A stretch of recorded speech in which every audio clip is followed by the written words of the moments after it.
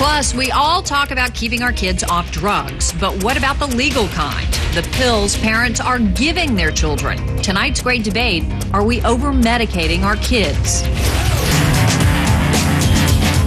Time for our great debate, and tonight's premise, are we pushing pills on our kids? They are on everything today, from Ritalin to Adderall. You've heard all about it. We're going to joining us right now to have this debate in Washington, Kelly O'Meara. Her latest book is called Psyched Out: How Psychiatry Sells Mental Illness and Pushes Pills That Kill. And in Los Angeles, Dr. Charles Sophy, who is a psychiatrist in private practice and serves as medical director at the LA County Department of Children and Family Services. And of course, we want your opinion too. Vote by calling the number on the bottom of your screen.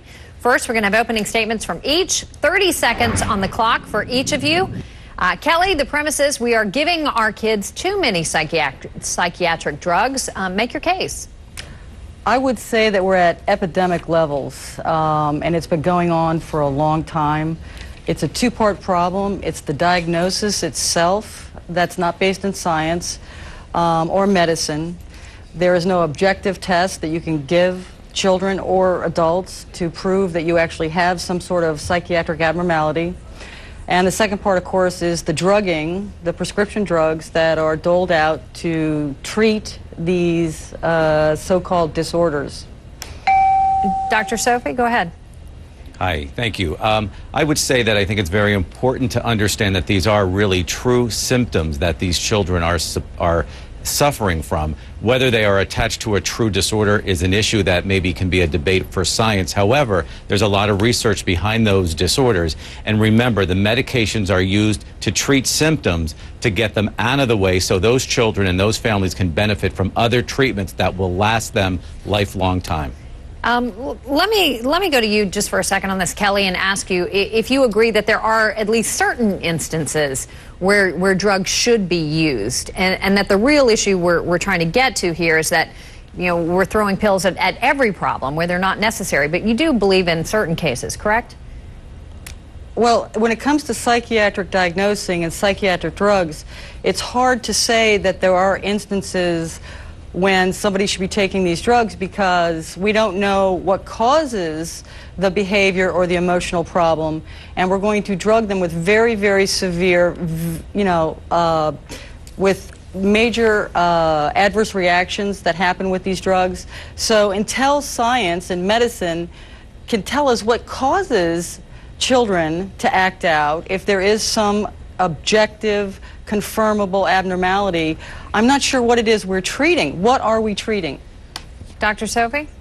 We are definitely treating impulse brain disorders. We are treating mood disorders. We are treating anxiety disorders. We are treating psychotic disorders. They may not be what they look like in adults in our children, but we have symptoms from children who are exhibiting similar things that adults do with those disorders, and those symptoms are debilitating them. And that's what the medicines are for, to remove those symptoms. Again, we've got to make sure that the right person is prescribing and that a family is part of a team in making that decision. These are not medicines to be given in a vacuum. These are not medicines to be given by someone who is not well trained in at least treating the disorders and the symptoms. I think, let me just challenge you a little on this, Dr. Sophy, because there are studies, for example, that show teaching parents new parenting skills can often help in cases of kids with ADHD, and that is sort of the mainstream treatment, I believe, that they use in Great Britain, is focusing on better parenting.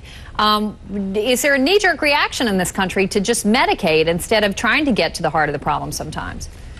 I definitely see the fact and the benefit that you have to do a full screening, assessment, and evaluation of a child, of a family, so that you're able to give them what they will need and benefit the most. Medication is just one of the pieces of the menu to choose from. So yes, parenting, behavioral skills, in-home counseling, in-home behavioral stuff may be the basic steps for some of my patients even. But I do think medicine should be part of the decision-making process on every case. Whether that child takes the medicine is another issue. Kelly, go ahead. Well, I would argue that the FDA, when they looked at all of the clinical trial data for all of the psychotropic drugs, the SSRIs, what they found was that patients did just as well on a placebo as they did on the drug.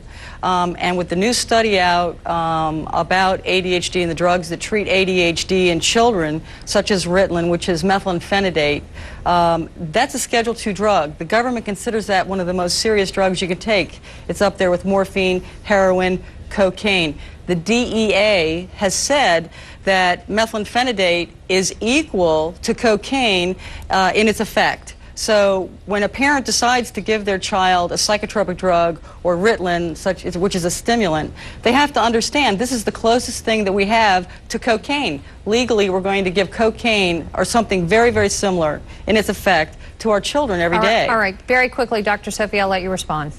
You have two issues here going. One is you have to make sure those children are assessed and screened and treated and diagnosed appropriately. Some ADHDs do better without medicine, but you got to make sure you know what you're treating so that you know how to treat it and get the response that you need. All right. Medicines on the street are not the same as medicines done by a pharmaceutical controlled substance system. And we do have to end it there. Kelly O'Meara and Dr. Sophy, appreciate your time tonight. Thank Both you. of you appreciate the Thank debate. you. And we want to see how you voted in tonight's great debate. 81% agree that we are pushing pills to our kids. 19% disagree. As always, not a scientific poll, just a snapshot from our viewers who did call in.